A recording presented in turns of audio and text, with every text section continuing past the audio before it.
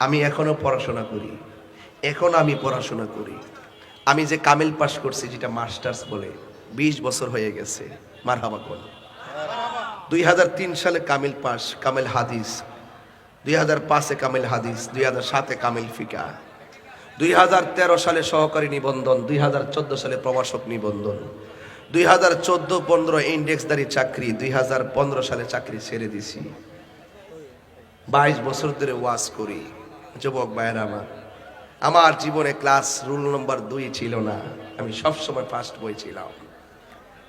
কিন্তু একটি কথা বলতে চাই, আমার পরিবার, আমার বাবা, আমার মা, আমার দাদা সম্ভ্রান্ত পরিবারের, ওরা লেখাপড়া করতেন, তারা অর্থের চিন্তা করতেন না। আমার আব্বা প্রায়শই বলতেন, তোমাদের হাতে আমি লাঠি দেই নাই, কলম দিয়েছি। মিদাদুল উলামা এ খায়রুম মিন দিমাই শুহাদা, বিদ্যানের কলমের কালি শহীদের রক্তের চাইতে আরো পবিত্র।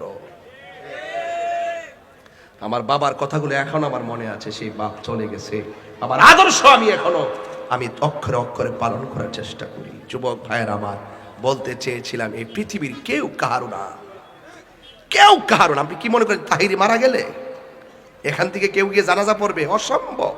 এত টাকা খরচ করে, অথচ তাহিরি জীবিত থাকতে লক্ষ টাকা খরচ করে তাহিরিকে আনার জন্য হেলিকপ্টার, বিমান, কত গাড়ি, কত পাহাড়ি রকমের খাবার।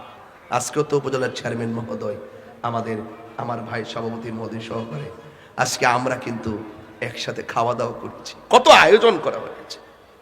আরেক চিন্তা থাকলে নিন্দা হবেই, প্রশংসা হবে স্মরণ সবাই।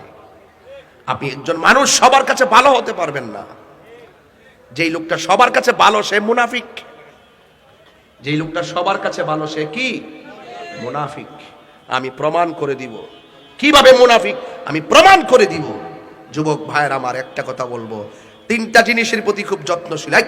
এই বেটা, এই গেঞ্জি, এটা কে? ধরো, তাকে ধরো। আর ধরো না, কি বলে, কোথায় যেতেছো তুমি? এই ছেলে, তাহিরি কি প্রতিদিন নৌকাতে এসে বসে থাকবে নাকি? কি আশ্চর্য চেয়ারম্যান সাহেব, এত সুন্দর গেঞ্জি পরে মাহফিলে আসছে আর ও এখানে উঠা যায়।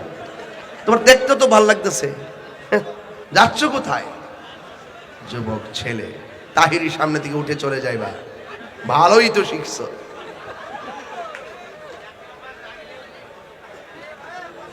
চৌধুরী সাহেব কি কর, আবার কি ওই দেখ,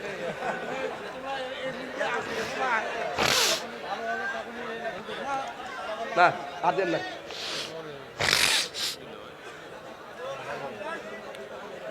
শুনেন, একটা কথা বলি।